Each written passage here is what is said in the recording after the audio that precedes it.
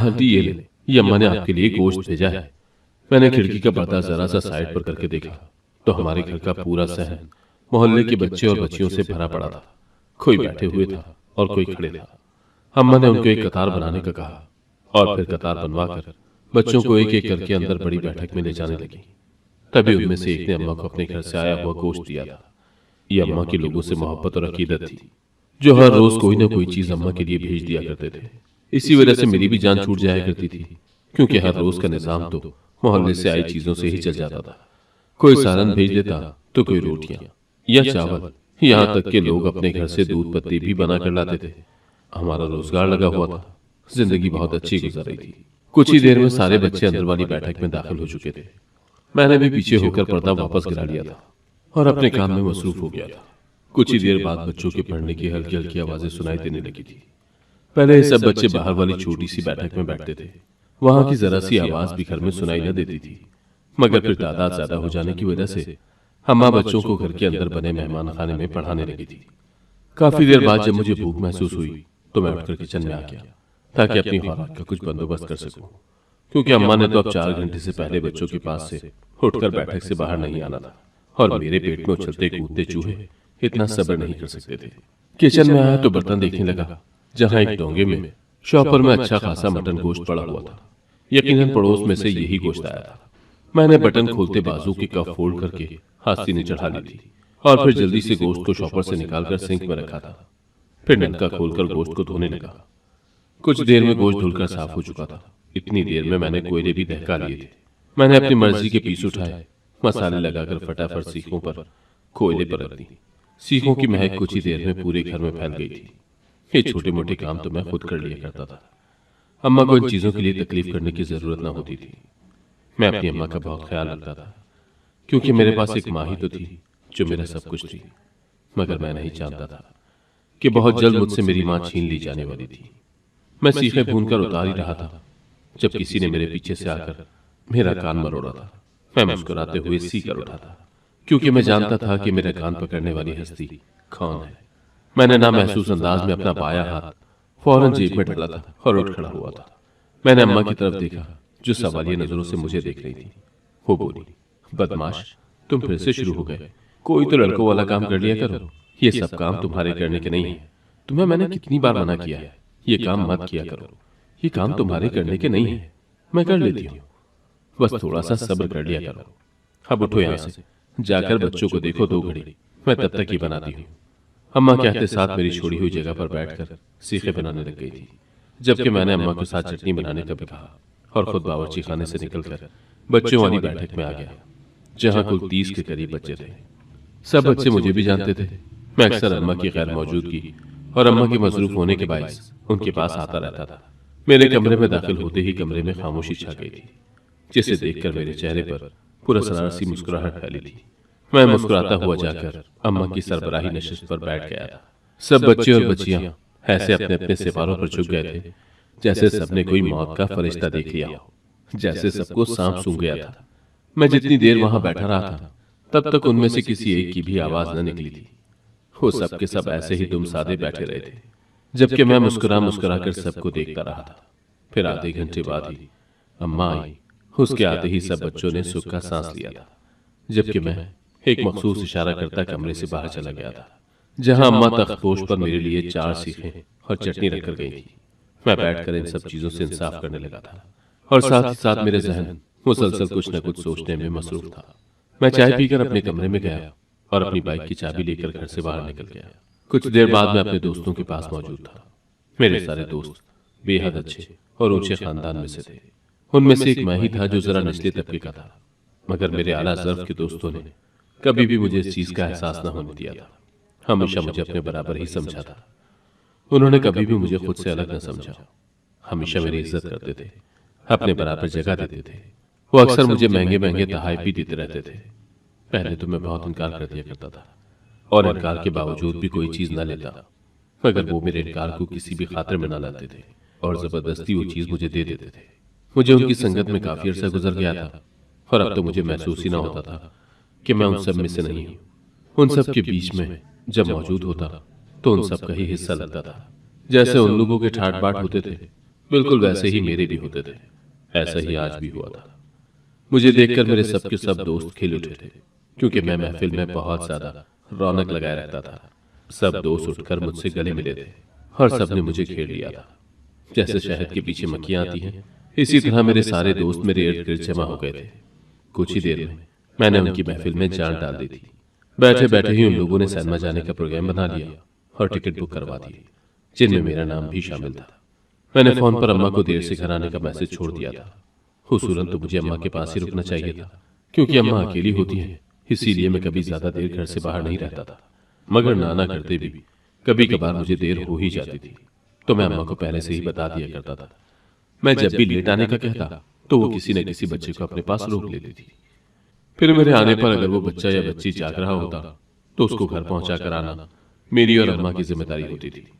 और अगर बच्चे सो जाए तो फिर उनको सुबह ही उनके घर भेजा जाता था।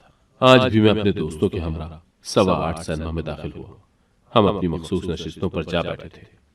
हमने अपनी पसंदीदा मूवी देखी, जो कि 10:15 बजे खत्म हो चुकी थी। हमने पास ही के रेस्टोरेंट से खाना खाया। खाना खाने तक 11 बज चुके थे। मैं अब घर को निकलना चाह रहा था, जबकि मेरे सारे दोस्त एक मर्तबा फिर से मुझे अपने साथ खींचते हुए सिनेमा में ले गए थे। मैं मना करता भी रहा, मगर मेरी कोई भी बात वो लोग खातिर में नहीं लाए थे और एक और पूरी फिल्म देखी थी। रात के 1 बजे हम सिनेमा से निकले थे और तकरीबन 1:45 बजे मैं अपने घर के दरवाजे पर था। मैंने जो ही दरवाजे पर दस्तक देने के लिए हाथ रखा, इतने में दरवाजा खुल गया। अम्मा मेरे ही इंतजार में खड़ी थी। मैं जैसे ही बाइक लेकर अंदर दाखिल हुआ, अम्मा ने फौरन से मुझे गले लगा लिया और मुझसे पूछने लगी कि मुझे कुछ हुआ तो नहीं था। मैंने अम्मा को तसल्ली दी और उनको बताया कि मुझे कुछ भी नहीं हुआ। तो अम्मा ने मुझे ज्यादा देर घर से बाहर रहने का पूछा, जिसको मैंने उन्हें मुख्तसरन बता दिया और फिर अम्मा से एक्सक्यूज करता फौरन से अपने कमरे में आन बंद हुआ था, क्योंकि जो मेरी हालत थी मैं उनके सामने ज्यादा रह नहीं सकता था।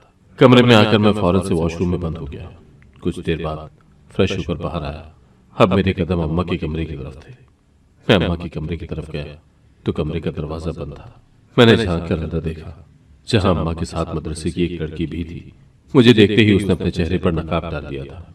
वो ना तो ज्यादा बड़ी थी और ना ही ज्यादा छोटी। उसकी उम्र तकरीबन 16-17 या फिर 18 बरस थी। वो पिछले 9 साल से अम्मा के पास पढ़ रही थी और साथ ही साथ हिफ्ज़ भी कर रही थी। मैं वहीं दरवाजे से पलट आया और किचन में जाकर अम्मा के लिए दूध गर्म किया। मैं रोजाना रात को अम्मा को दूध गर्म करके दिया करता था, साथ ही साथ खुद भी पीता था। अभी फिलहाल सिर्फ अम्मा के लिए ही गर्म किया और ग्लास ट्रे में रखकर ट्रे लिए कमरे में चला आया और दूध का गिलास अम्मा को पकड़ा दिया। अम्मा ने मुझे ढेरों दुआएं देते हुए गिलास पकड़ लिया और दूध पीने लगी। फिर मुझे कहा कि बेटा, इस बच्ची को उसके घर छोड़ाओ। जिस वक्त तुमने कॉल की उस वक्त सारे बच्चे जा चुके थे, सिर्फ यही बाकी थी, तो मजबूरन मैंने इसी को रोक दिया। अब तुम जल्दी से जाओ और इसको घर छोड़कर आ जाओ। रोक तो मैं लेती, लेकिन इस बच्ची का मसला है। जवां जहां बच्ची को मैं सारी रात अपने घर पर नहीं रख सकती, और वो भी इस सूरत में जब मेरा भी जवां जहां बेटा घर पर हो। मैंने अम्मा की बात सुनकर एक नजर उस लड़की की तरफ देखा और फिर सर इस बात में हिला दिया। फिर अम्मा उस लड़की से मुखातिब होकर बोली, जाओ बेटा, भाई तुम्हें घर छोड़ाएगा। मैं भी तुम्हारे साथ जाती, लेकिन नींद के भार से मेरी पलकें जुड़ रही हैं और मेरे घुटनों में भी बेतहाशा दर्द है। लेकिन तुम फिक्रमंद न होना, भाई तुम्हें बाहिफाजत घर पहुंचाएगा। उस लड़की ने अम्मा की बात सुनकर झिझकते हुए मेरी तरफ देखा था और फिर उठकर अम्मा से अल्लाह हाफिज करके कमरे से बाहर निकल आई थी। मेरा इरादा उसको बाइक पर ले जाने का था, इस तरह मैं जल्दी वापस भी आ जाता, मगर अम्मा ने पैदल जाने का ही कहा था और यूं मैं चारों नाचार उसके पीछे पीछे पैदल ही चल पड़ा। उसको घर छोड़ने के बाद मैं घर वापस आया तो तब तक अम्मा सो चुकी थी। मैं अम्मा को सोते देख उल्टे पांव ही वापस घर से निकल आया था और फजर के वक्त से थोड़ी देर पहले घर में दाखिल होकर सो गया। मैं काफी देर सुकून की नींद सोता रहा था, ये जाने बगैर कि ये मेरी आखिरी सुकून की नींद है। उसके बाद मेरे साथ जो होने वाला था उससे मेरा सुकून चैन सब उड़ जाना था। उसके बाद सुकून की क्या, मुझे तो नींद ही नहीं आनी थी। मैं न जाने कितनी देर सोता रहा था। मेरी आंख अम्मा की चीखें सुनकर खुली थी। अम्मा चीख चीख कर रो रही थी। मैंने अपनी आंखें खोली, वक्त देखा तो दिन का 1:30 बज रहा था और बाहर से अम्मा के रोने की आवाजें आ रही थी। मेरा दिल किसी अनहोनी के तहत धड़का था। मैं फौरन से उठा था और पैरों में स्लीपर पहने कमरे का दरवाजा खोलकर बाहर भागा था। अम्मा की हालत देखकर मेरा दिल अनजाने खौफ के तहत धड़का था। मैं भागकर अम्मा के पास पहुंचा और अम्मा से पूछा कि अम्मा क्या हुआ है, तू ऐसे क्यों रो रही है, सब खैरियत तो है ना? तो अम्मा की बात ने मेरे पैरों तले से जमीन खींच दी। मैं टुकर टुकर अम्मा की तरफ देखने लगा था। मेरी आंखें हैरत और बेयकीनी से फैली थी, क्योंकि मेरा नाम फरहाद है, मेरी उम्र 35 साल है और मेरे अब्बा मौलाना थे, मस्जिद के इमाम थे और अम्मा घरेलू खातून थी। दोनों आपस में कजन थे और बचपन से ही एक दूसरे से मंसूब थे। जो ही शऊर की मनाजिल पर पहुंचे तो दोनों को निकाह के बंधन में बांधकर अम्मा को अब्बा के संग रुखसत कर दिया गया था। शादी के 5 साल बाद मेरी पैदाइश ने उनकी बेरंग जिंदगी में रंग भर दिए थे। एक खुशियों भरी जिंदगी गुजर रही थी, मगर ये खुशियां वक्ती थी। जैसे ही मैं 3 साल का हुआ, अब्बा एक दिन हमें दागे मुफारिकत देकर चले गए थे। अम्मा और मैं अब्बा के जाने के बाद बिल्कुल अकेले होकर रह गए थे। हमारा कोई भी वाली वारिस न था। रिश्तेदारों ने दिखावे के लिए कुछ दिन हमारे सर पर हाथ रखना चाहा था, मगर अम्मा बहुत खुददार थी। अम्मा की खुददारी ने गवारा न किया था कि कोई दूसरा आकर उन पर एहसान करता। अम्मा किसी का भी एहसान नहीं लेना चाहती थी। वक्त गुजरता गया। अम्मा ने मोहल्ले के बच्चों को घर में कुरान पढ़ाना शुरू कर दिया था। मोहल्ले वालों की अम्मा के साथ काफी जान पहचान थी। अब्बा की वजह से सब काफी अच्छी तरह से हमें जानते थे। सबने बच्चों को अम्मा के पास कुरान पढ़ने के लिए छोड़ दिया था। वक्त गुजरता गया। मोहल्ले के लोग तोहफतन कोई ना कोई चीज भेज दिया करते थे। उनकी नियत एहसान करने की न होती थी। वो अम्मा को हर चीज तोहफतन देते थे ताकि अम्मा इनकार न कर पाए, और यही होता था। वक्त गुजरने के साथ साथ मैं भी बड़ा होता गया था। अम्मा ने मुझे बेहद लाड प्यार और मोहब्बत से पाला था। कभी भी मुझे डांटना तो दूर, गुस्सा तक भी न किया था। न ही कभी मुझे अब्बा की कमी महसूस होने दी थी। अम्मा ने मुझे माँ और बाप दोनों बनकर पाला था। मेरी हर ख्वाहिश को पूरा करने की भरपूर कोशिश करती थी। जब कभी मुझसे कोई गलती हो जाती तो मुझे बजाय मारने और डांटने के आराम और प्यार से समझाती थी। अम्मा की नजर में सख्ती करने से औलाद बिगड़ जाती है, और फिर मैं तो था ही अम्मा की इकलौती और लाडली औलाद। मुझे तो अम्मा ने अपने हाथ का छाला बनाकर रखा था। दिन रात मेरे गिर्द दुआओं का हिसार बनाकर रखती थी। मैं भी अम्मा के दुआओं के जेर असर परवान चढ़ने लगा था। मैंने मैट्रिक के बाद एफए में दाखिला ले लिया था। साथ ही साथ शाम के वक्त एक मोटरसाइकिलों की दुकान पर भी बैठने लगा था, ताकि कुछ न कुछ हुनर सीख लूं। फिर जैसे ही एफए मुकम्मल हो तो कहीं काम पर लग जाऊं, क्योंकि उससे आगे पढ़ने की मेरी औकात न थी और न ही अम्मा के पास इतने वसाइल थे। मगर कॉलेज के पहले ही दिन मेरी मुठभेड़ आला रईस खानदान के बच्चों से हो गई, जो मेरे ही कॉलेज में जेर तालीम थे। चूंकि मैंने शहर के बेहतरीन कॉलेज में दाखिला लिया था, तो इस वजह से वो अमीरजादे भी उसी कॉलेज के पढ़ने वाले थे। उन्होंने पढ़ना क्या था, खैर बस वक्त ही पास करते थे। जल्दी मेरी उनसे दोस्ती हो गई और फिर मेरी मौजें शुरू हो गई। पहले जो मेरे कॉलेज के बाद का वक्त मोटरसाइकिलों की दुकानों पर गुजरता था, अब मेरा वही वक्त मेरे दोस्तों की संगत में गुजरने लगा था। उनकी संगत में वक्त गुजरने का पता ही न चलता था। हम अक्सर छुट्टी के दिन भी इकट्ठे ही वक्त गुजारी किया करते थे। लेकिन अम्मा मुझे समझाती रहती थी कि ज्यादा देर बाहर ना रहा करो और अमीरजादों से दोस्ती अच्छी नहीं होती।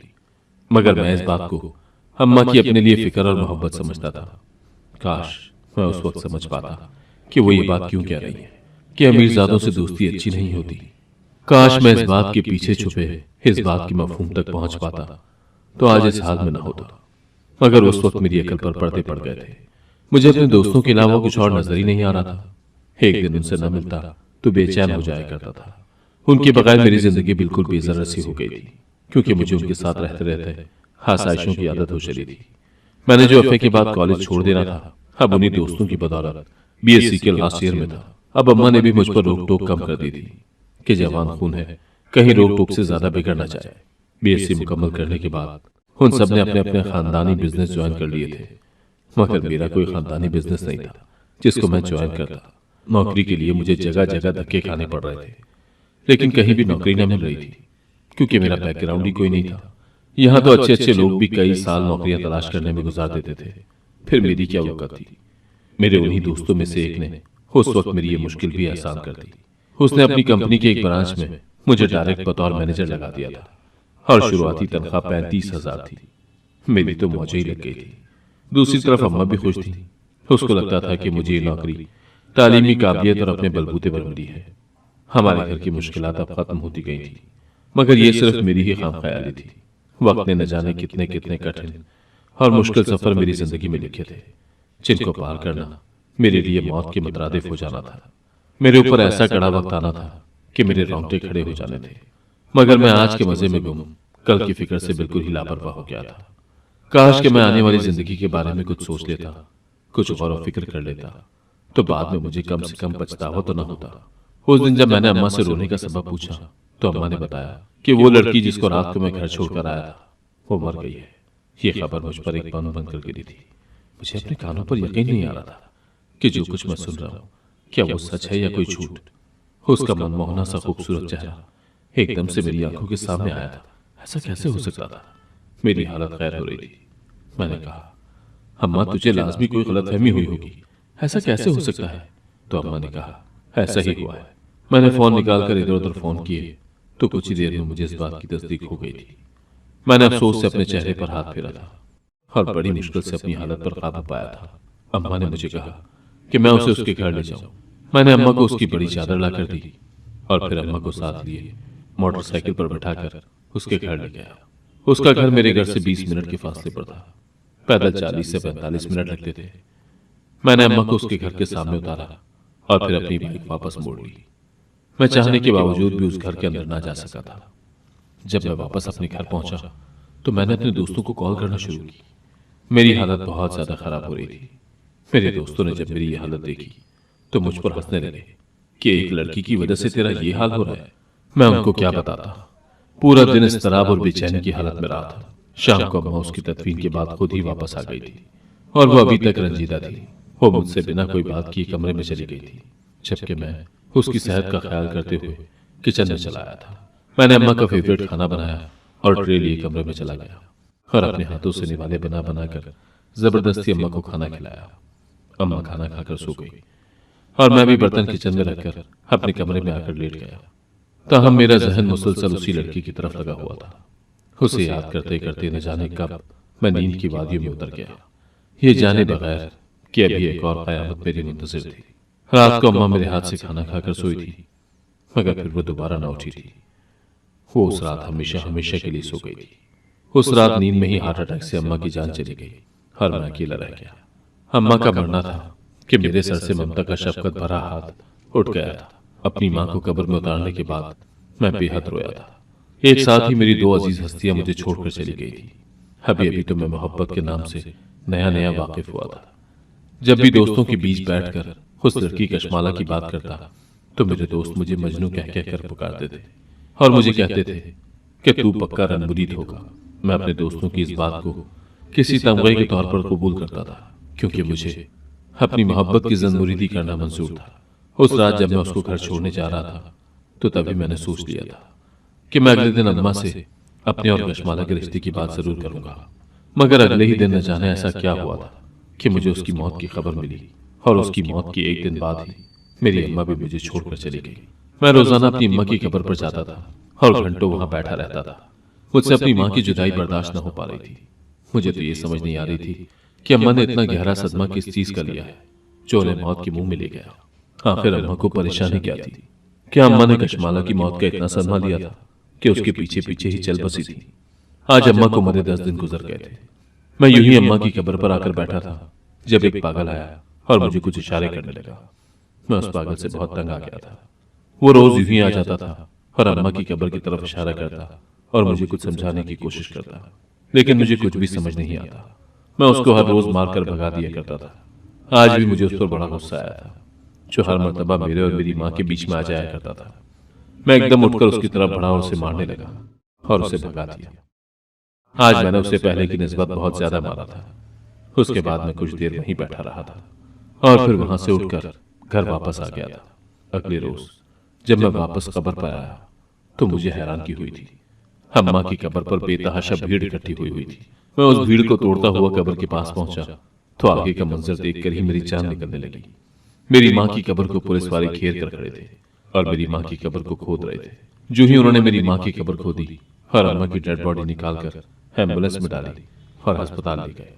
उन लोगों ने अम्मा की डेड बॉडी का पोस्टमार्टम करवाया था, क्योंकि उनको इत्तला मिली थी कि मेरी मां की मौत तबई नहीं बल्कि किसी की साजिश थी।